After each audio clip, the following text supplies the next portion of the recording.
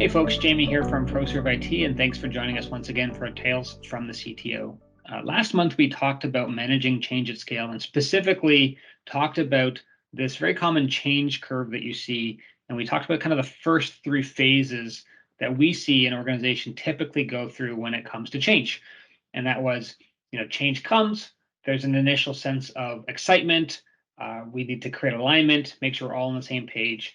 There tends to be that kind of downward trend where people start to realize that, oh wow, this is actually a lot of work, and there's a strategy in order to help support the team kind of work their way through that difficulty, and then it kind of gets to that low point, if you will, where it's, wow, this is so hard, I didn't realize it's going to be so much work, I'm going to go back to doing what I was doing.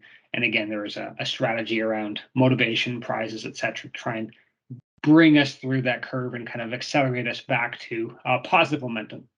And so for today, we are going to talk about kind of that continuing trend, picking up steam out of that, kind of that lull, that valley, and bursting through the other side, where change effectively takes place at an organization, and we're end off better than when we came in.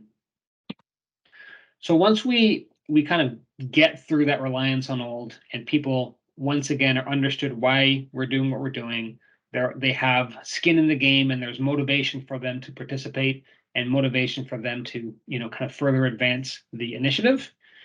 What we then find is people begin to start to see light at the end of the tunnel.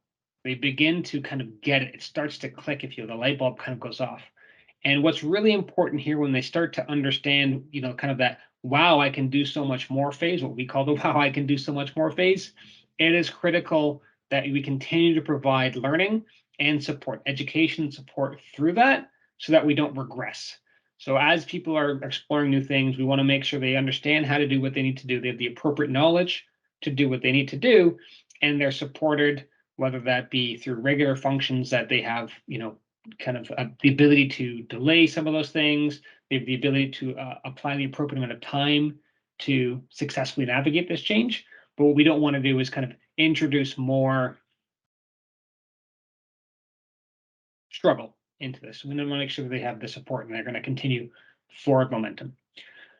Once we've kind of gotten through that, we get into the phase where it really starts to click, where it's people, I think, at this point, you're almost through the tunnel, so to speak, and they really get it.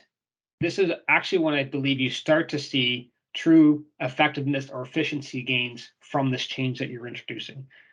The business begins to see an ROI at this point in time, and it is really important for us to describe that, share what the value is that the business is bringing through this change. Make sure that the advocacy and the reinforcement and all of the rest of the folks understand that, hey, we said we're going to do this. We went through a lot of this work, this difficult change process, and now we're actually starting to begin to see tangible value. That's amazing. Let's keep going, because this isn't the end point. Right? The end point is actually all about truly getting that this is the way I did it before, and this is not about just making sure that we have a new way to do the same thing we did before. It's that this new way is better. And the way for us to make it better is that it evergreens. There's a cycle of innovation. So it's important that we have a feedback loop. It's important that there is an optimization period that occurs and say, okay, we're into this new mode of working. We're into this new change, whatever that change at scale is. And we want to have that evergreening feedback so that we don't have to go through that massive change again in the future. We don't want to have to do a huge forklift. We want to continue to invest in this, whichever this change that we've just implemented. We want to continue to invest in it so that we're making continuous, consistent, intentional changes, positive movement into those tools, so that we build that muscle, we build that discipline of consistently innovating.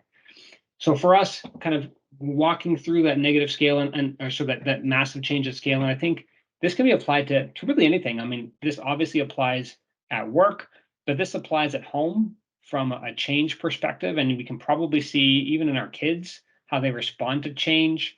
And some of these tactics you can actually use in that scenario, so to speak, to help people through those types of scenarios. So Anyways, hopefully this was helpful. If you do have any questions, I'd obviously love to have a conversation. You can reach out to me at cto@proserveit.com. And thanks for your time, and looking forward to the next conversation.